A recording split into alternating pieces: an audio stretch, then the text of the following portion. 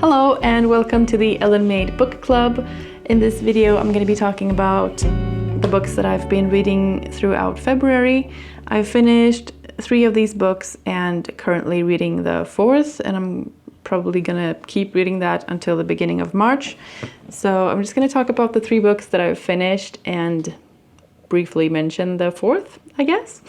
In the last sort of wrap-up video that I did, I had read 4 books in 4 months.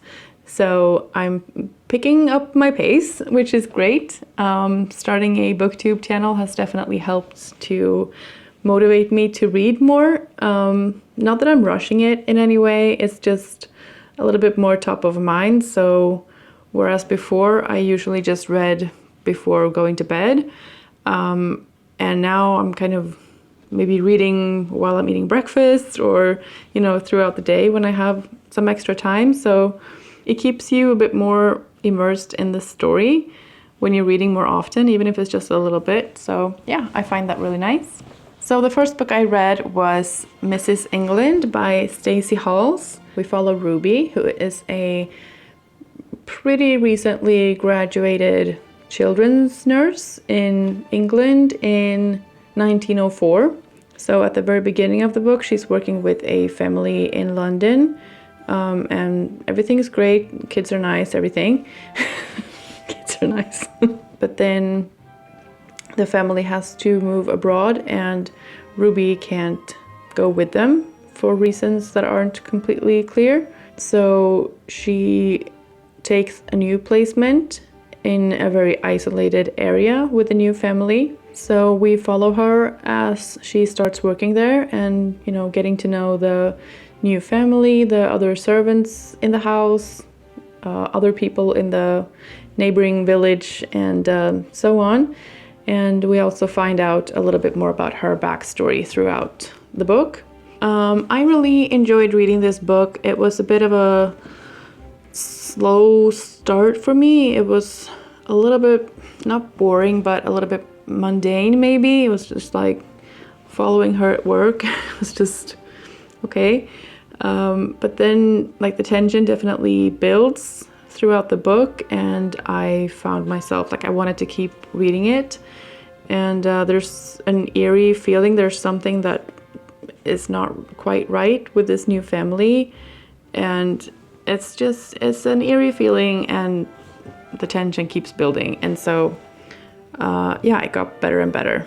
I really liked the tension building and the writing style. I enjoyed the relationships in this book. It's not very descriptive, but there is some like descriptions of the landscape and the environment, but it's not very heavy on descriptions, and I really like that. It was just enough for me to get a sense of the characters, and like I have a very clear image in my mind about all the characters, even though they're not like described in a lot of visual detail. And same for the landscape. I have that eerie feeling, and I can imagine the natural environment and all of that, and it didn't need more descriptions than it has.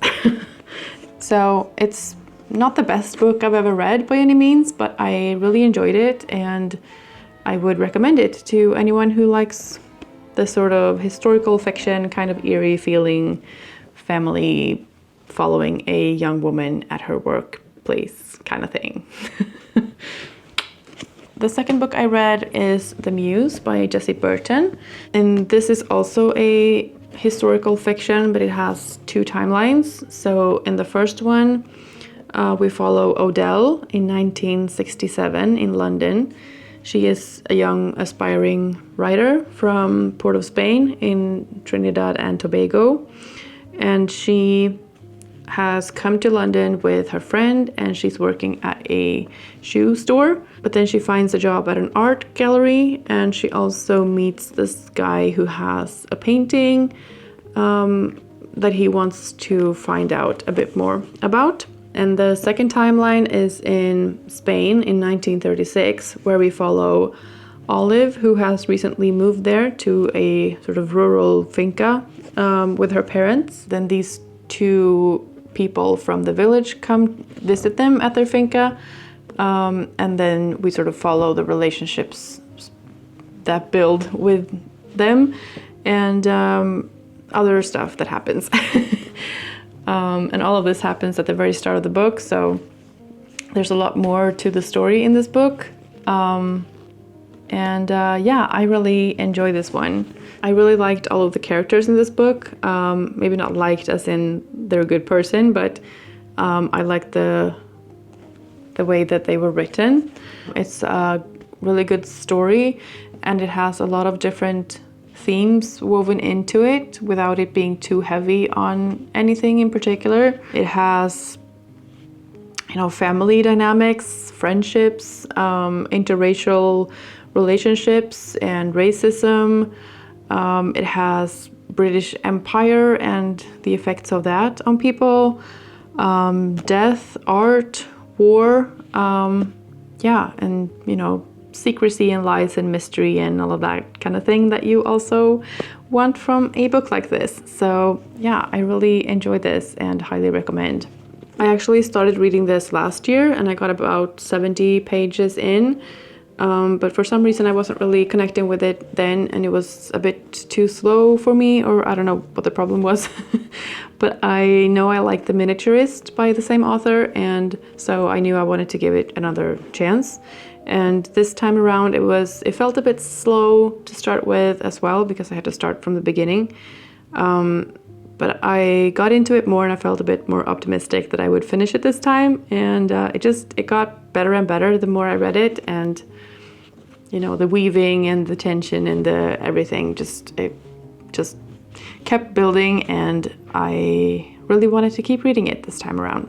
I really appreciated that the author included a bibliography at the end of the book to sort of show the research that she's done in art and history and the Caribbean experience in Britain, radio, film. So it just gives it a little bit more authenticity, I guess, both the historical events and sort of the experience of some of the characters in this book. So yeah, I really, really recommend. The third book I read was The No-Show by Beth O'Leary. Where am I holding this? The premise for this book is it's set on Valentine's Day. There are 3 women, 3 dates, and 1 missing man. So Joseph Carter has a breakfast date, a lunch date, and a dinner date on Valentine's Day. And he doesn't show up to any of them. And I thought that this would be a good book for me because I'm not really into romances, or I haven't read a lot of good romances. Maybe that's how I should put it. But this one stood out to me because it was, the man was missing and there was some kind of mystery here, and it sounded funny and a bit more mysterious than a regular romance novel. And it definitely is. It was definitely not what I expected it to be, but I think it was better than I expected it to be at the same time. I had a bit of difficulty telling the characters apart at the beginning, the women in this book. They're not really there's no description of what they look like.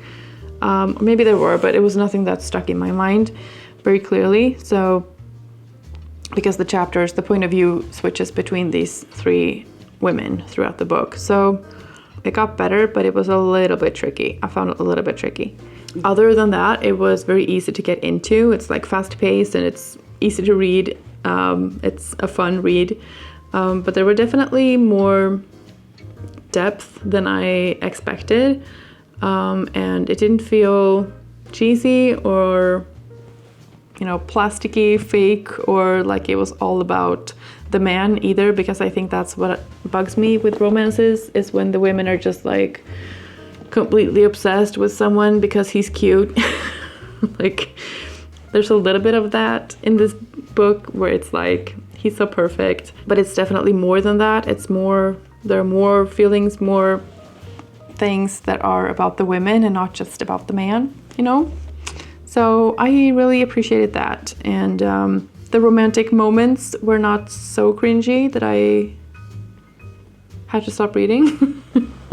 There are also a lot of other relationships in the book. It's not just about the romantic relationship.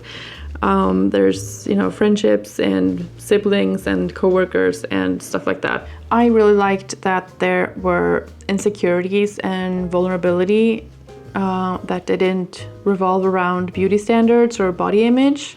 It's not something that, you know, there's no focus on that at all, which was really nice and refreshing. There are more descriptions of what the guy looks like, which makes sense because it's from the women's point of view and like what they're attracted to. So, and there were mentions of beauty, like women being beautiful, but it wasn't described exactly what they looked like and what made them beautiful. And I feel like that can be so gross in books sometimes. So I really appreciated that this one did not have that at all. I really enjoyed it. It was a pretty quick read for me. It was a fun read. It was not at all what I expected it to be, which was both disappointing and refreshing. So I don't know. I was really annoyed during some parts of reading this, but after having finished it, I'm sort of glad I read it and I would recommend it. And lastly, I am currently reading The Maid by Nita Prose. I'm about that far in, so about 130 pages, almost halfway. So far so good. I'll talk about this more in my next wrap-up video. So I guess that's it for this video. Thank you so much for watching.